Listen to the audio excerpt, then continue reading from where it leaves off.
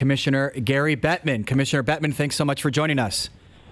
It's good to be with you, although I would have preferred other circumstances. I think How are you guys doing? We're doing okay. I think we can all agree with that. We wish we were talking about the end of the regular season here and getting ready for the playoffs, but unfortunately we're not.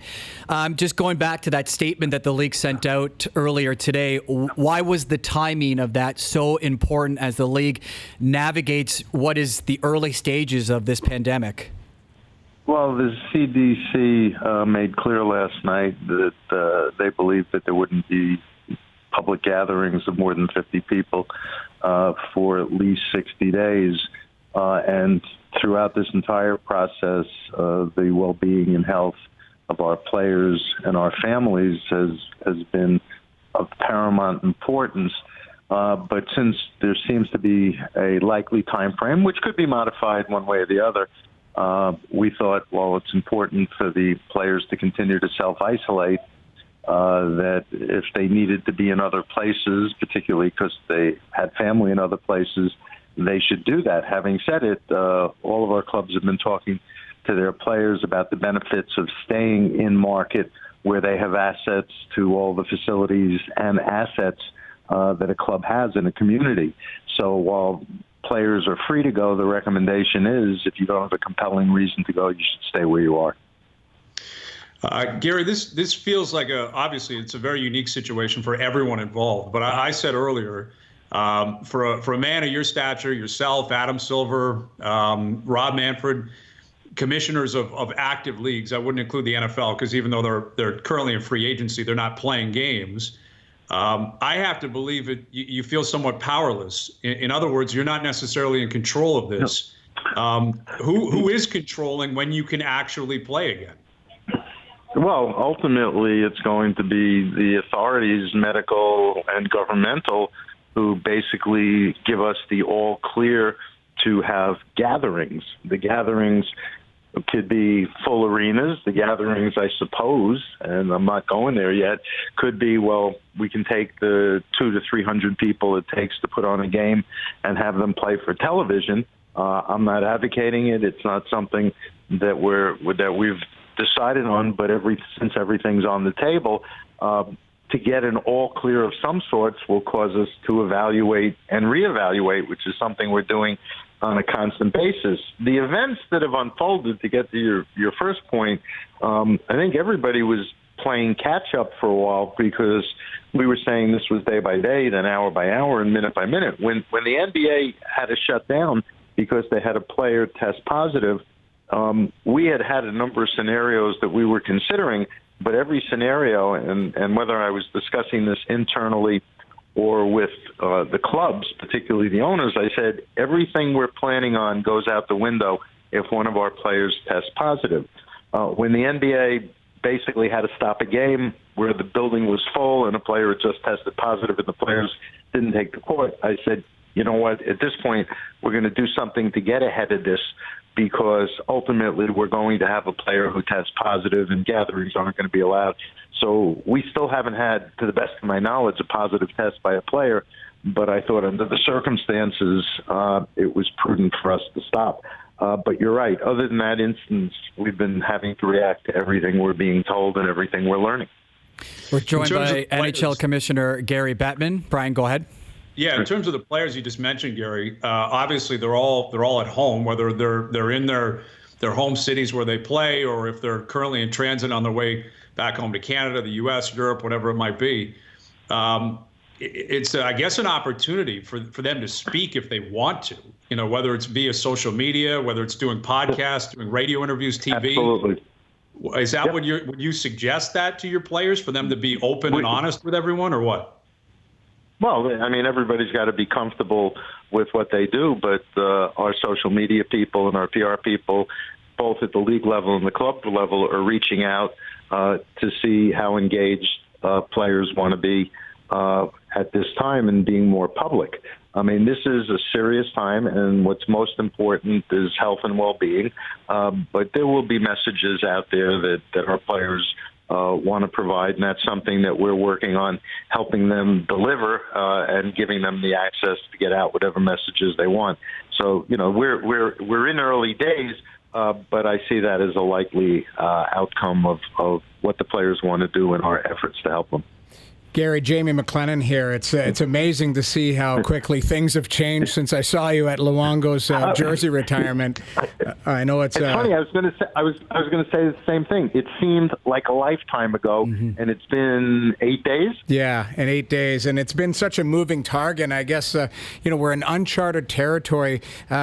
What I wanted to ask is, have you had any consultation with other leagues? Like Bryan brought up, I know you're going to get directive from, it looks like, the authorities and government, but have you had an opportunity to talk to other commissioners to see what their protocol is going to be?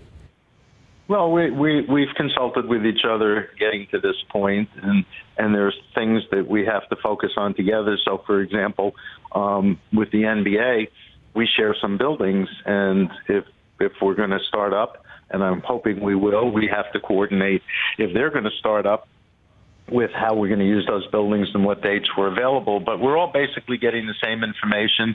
We're all, connected to the CDC and Public Health Canada. We all have consultants. And to the extent there's an issue that may transcend, all of the sports, and most of them do, we'll consult if we think the need's there. And I've actually, over the last week or so, been in touch with some of the other commissioners, and they with me. ESPN was reporting yesterday that the NBA is, being very creative at this point with multiple options in terms of what they could do if their league does return. I'm sure you guys are doing the same thing. You've already said that.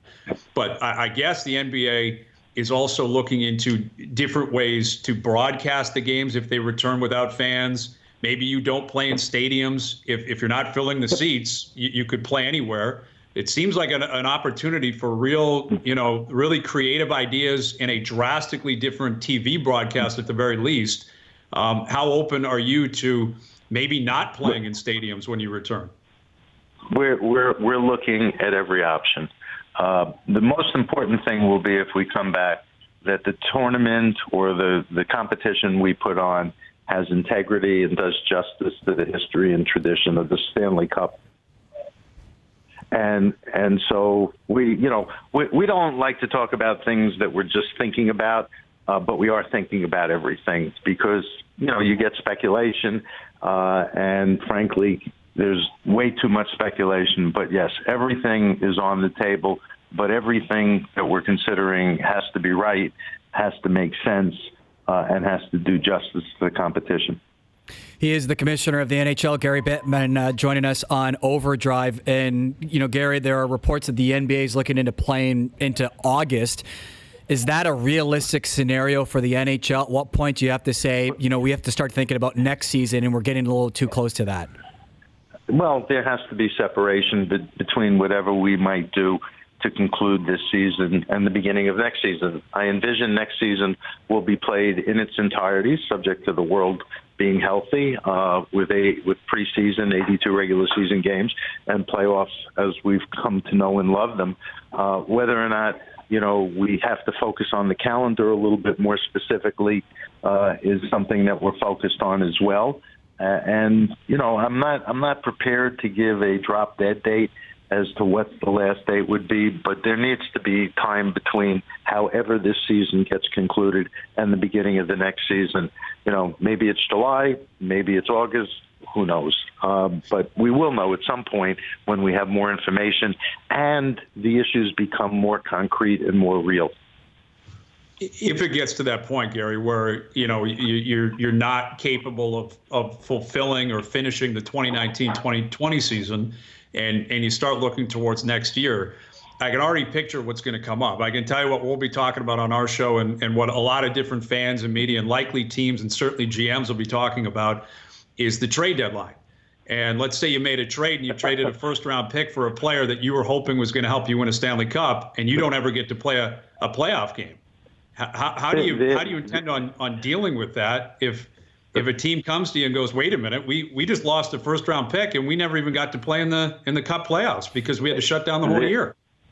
You raise an excellent point, and it's on the list of the myriad of issues that are going to have to be addressed.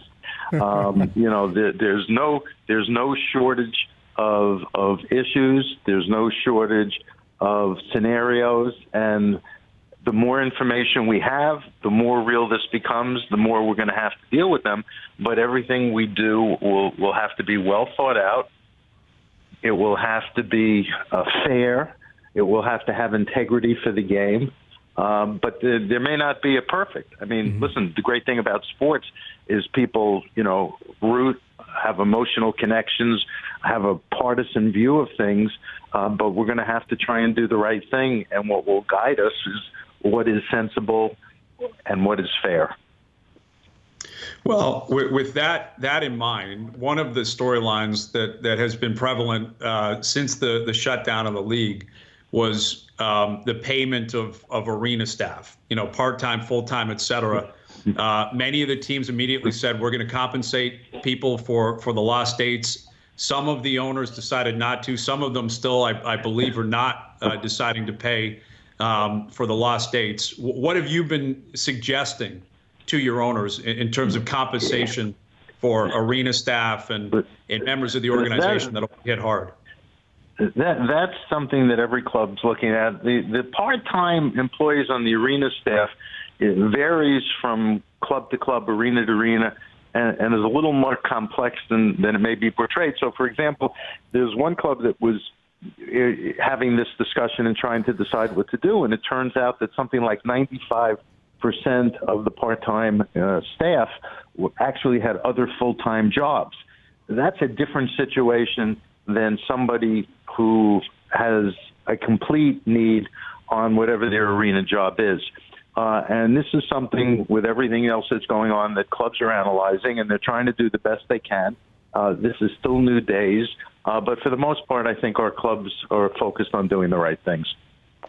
By no means am I forgetting the myriad of issues that you have ahead of you that you just pointed out, but could this be an opportunity to take advantage of this time for the better of the game? And it could be a bunch of different things, but coming up with an international tournament that works well, or coming up with a playoff format that you would never necessarily think of, but you're forced into this spot.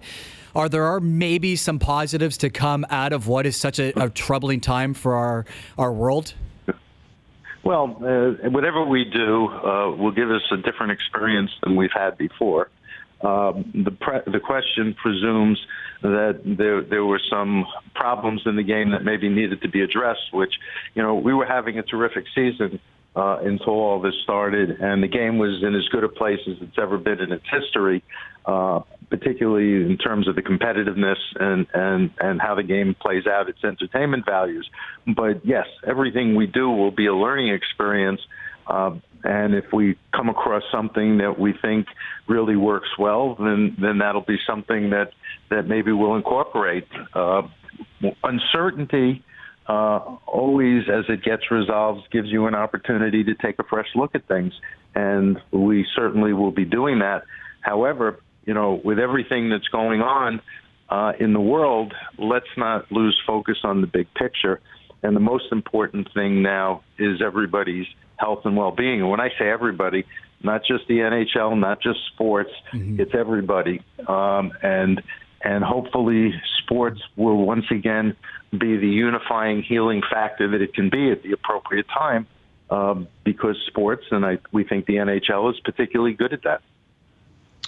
Well, hockey in the summer has always been an oxymoron, Gary, but it may end up being a reality for this summer if it comes to that point. And we've had the Olympic conversation many times, yourself and our show and basically every show and everyone that ever talks to you about the Olympics. I mean, it comes up all the time. Have you ever considered the option of pitching, hockey being played in the summer Olympic Games? Is that ever even a possibility? I've only been pitching it for 25 years. Okay. It's not anything. It's not anything that the IOC has expressed any interest in, and based on their unwillingness to accommodate us, it's curious because, and I don't mean accommodate us with the switch to the summer, even in terms of arrangements that we've tried to make in the 5 Olympics we've gone to in the winter, and how disruptive they are, because hockey provides more ticket sales and more hours of programming than any other event in the Winter Games. And so, among other things, the IOC will say the Olympic Charter says snow and ice, and that's where the sports for the Winter Games have to be played. Okay, I get that. But it's really the reality of how important the tonnage is, putting aside the entertainment value of hockey at the Winter Games. Commissioner Bettman, we wish that the topic was different, but we do appreciate you taking some time out of a very busy day to join us here on OverDrive. Thanks for having me. I know it must be very difficult days for you guys to be having to focus on this virtually nonstop. I wish that you stay safe and stay healthy. Same to you and your family. Thank you. Gary.